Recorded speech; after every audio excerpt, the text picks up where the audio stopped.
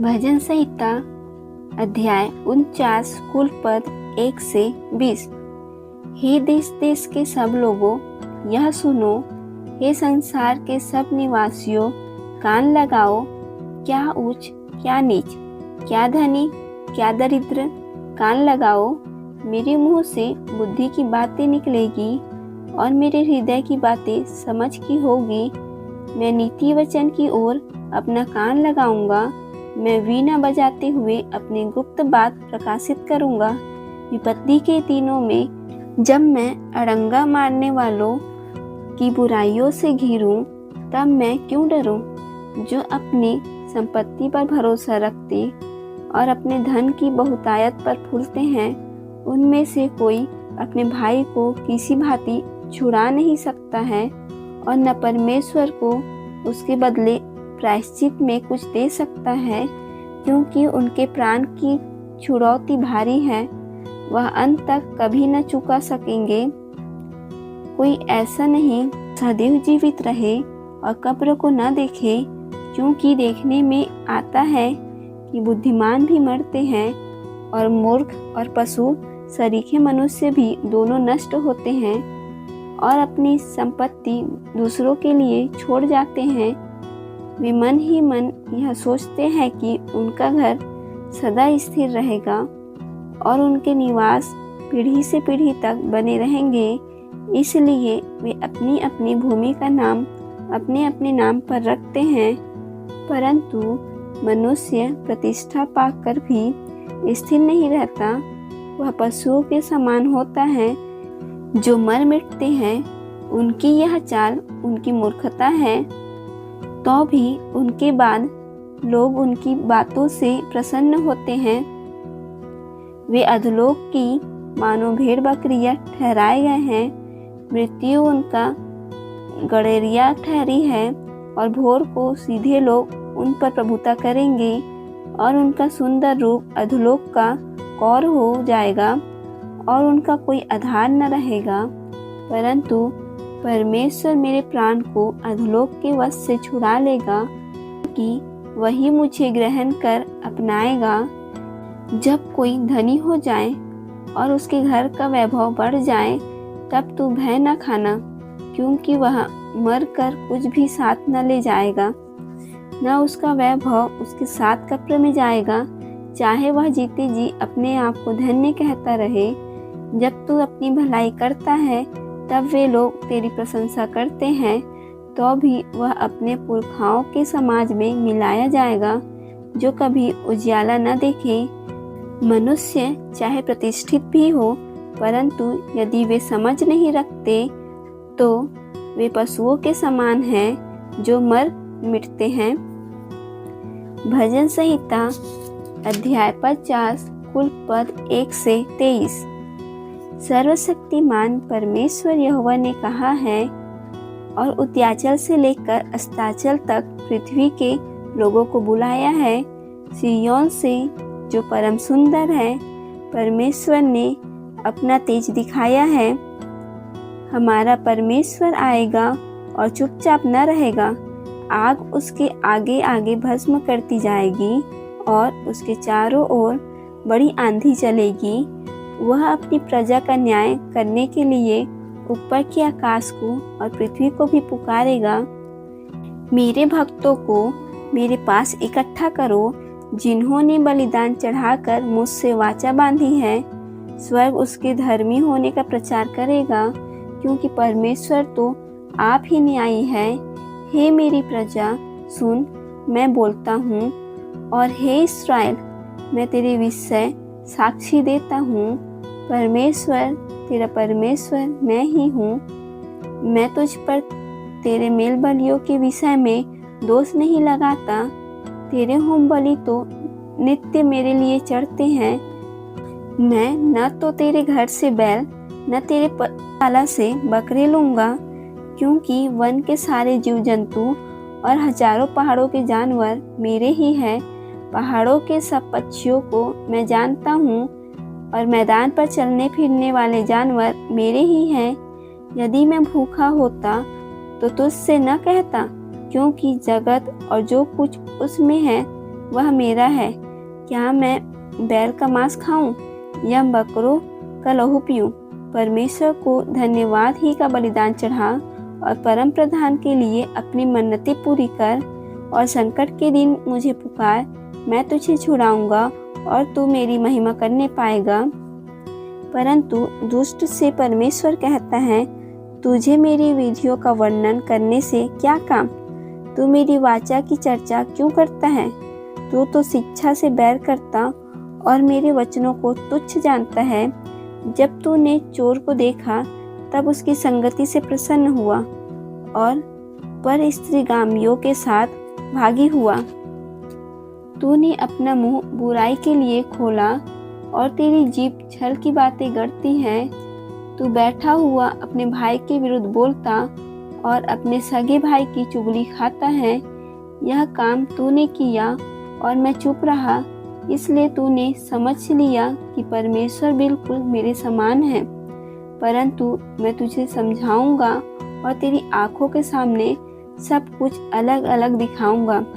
कि परमेश्वर को भूलने वालों, यह बात भली भांति समझ लो, कहीं ऐसा ना हो कि मैं तुम्हें फाड़ डालूं और कोई छुड़ाने वाला ना हो। धन्यवाद के बलिदान का चढ़ाने वाला मेरी महिमा करता है और जो अपना चरित्र उत्तम रखता है उसको मैं परमेश्वर का किया हुआ उद्धार दिखाऊंगा। भजन संहिता अध्याय 51 कुल पद 1 से 19। हे परमेश्वर, अपनी करुणा के अनुसार मुझ पर अनुग्रह कर, अपनी बड़ी दया के अनुसार मेरे अपराधों को मिटा दे। मुझे भली भांति धोकर मेरा अधर्म दूर कर और मेरा पाप छुड़ाकर मुझे शुद्ध कर। मैं तो अपने अपराधों को जानता हूँ और मेरा पाप निरंतर मेरी दृष्टि में रहता है। मैंने केवल तेरे ही विरुद्ध पाप किया और जो तेरी दृष्टि में बुरा है वही किया है, ताकि तू बोलने में धर्मी और न्याय करने में निष्कलंक ठहरे। देख, मैं अधर्म के साथ उत्पन्न हुआ और पाप के साथ अपनी माता के गर्भ में पड़ा। देख, तू हृदय की सच्चाई से प्रसन्न होता है और मेरे मन ही में ज्ञान सिखाएगा। जुबा से मुझे शुद्ध कर तो मैं पवित्र हो जाऊंगा। मुझे धो और मैं हिम से भी अधिक श्वेत बनूंगा। मुझे हर्ष और आनंद की बातें सुना, जिससे जो हड्डियां तूने तोड़ डाली हैं वे मगन हो जाएं। अपना मुख मेरे पापों की ओर से फेर ले और मेरे सारे अधर्म के कामों को मिटा डाल। हे परमेश्वर, मेरे अंदर शुद्ध मन उत्पन्न कर और मेरे भीतर स्थिर आत्मा नए सिरे से उत्पन्न कर। मुझे अपने सामने से निकाल न दे और अपने पवित्र आत्मा को मुझसे अलग न कर। अपने किए हुए उद्धार का हर्ष मुझे फिर से दे और उदार आत्मा देकर मुझे संभाल। तब मैं अपराधियों को तेरा मार्ग सिखलाऊंगा और पापी तेरी ओर फिरेंगे। हे परमेश्वर, हे मेरे उद्धारकर्ता परमेश्वर, मुझे हत्या के अपराध से छुड़ा ले, तब मैं तेरे धर्म का जय जयकार करने पाऊंगा। हे प्रभु, मेरा मुंह खोल दे, तब मैं तेरा गुणानुवाद कर सकूंगा, क्योंकि तू मेल बलि से प्रसन्न नहीं होता, नहीं तो मैं देता। होम बलि से भी तू प्रसन्न नहीं होता। टूटा मन परमेश्वर के योग्य बलिदान है। हे परमेश्वर, तू टूटे और पीछे हुए मन को तुच्छ नहीं जानता। प्रसन्न होकर सियोन की भलाई कर, यरूशलेम की शहरपनाह को तू बना। तब तू धर्म के बलिदानों से अर्थात सर्वांग पशुओं के होम बलि से प्रसन्न होगा। तब लोग तेरी वेदी पर बैल चढ़ाएंगे। भजन संहिता अध्याय 52 कुल पद 1 से 9। हे वीर, तू बुराई करने पर क्यों घमंड करता है? ईश्वर की करुणा तो अनंत है। तेरी जीभ केवल दुष्टता गढ़ती है। सान धरे हुए उस्तरे के समान वह छल का काम करती है।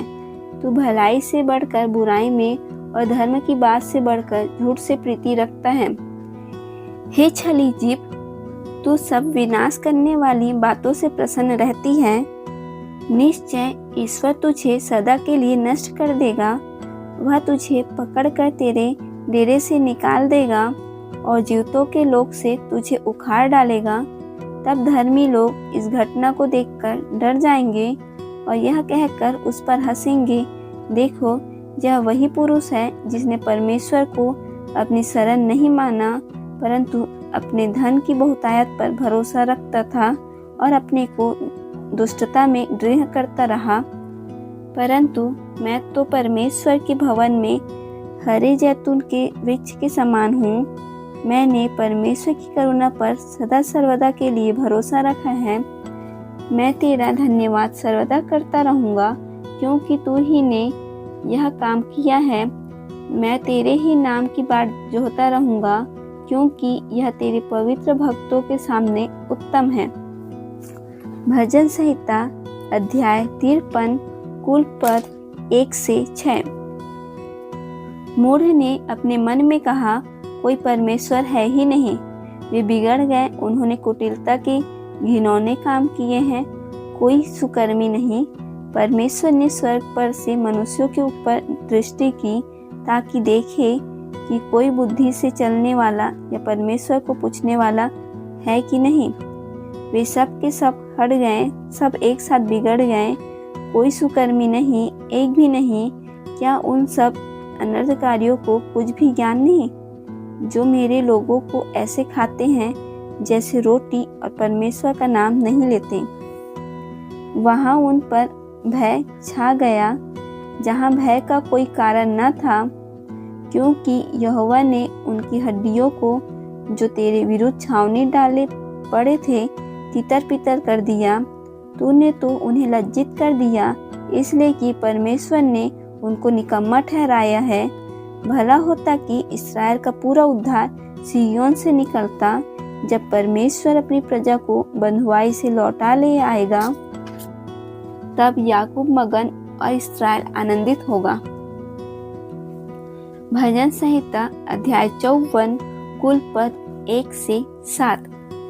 हे परमेश्वर, अपने नाम के द्वारा मेरा उद्धार कर और अपने पराक्रम से मेरा न्याय कर। हे परमेश्वर, मेरी प्रार्थना सुन ले, मेरे मुंह के वचनों की ओर कान लगा, क्योंकि परदेसी मेरे विरुद्ध उठे हैं और कुकर्मी मेरे प्राण के ग्राहक हुए हैं। उन्होंने परमेश्वर को अपने सम्मुख नहीं जाना। देखो, परमेश्वर मेरा सहायक है। प्रभु मेरे प्राण के संभालने वालों के संग है। वह मेरे द्रोहियों की बुराई को उन्हीं पर लौटा देगा। हे परमेश्वर, अपनी सच्चाई के कारण उनका विनाश कर। मैं तुझे स्वेच्छा बलि चढ़ाऊंगा। हे यहोवा, मैं तेरे नाम का धन्यवाद करूंगा, क्योंकि यह उत्तम है।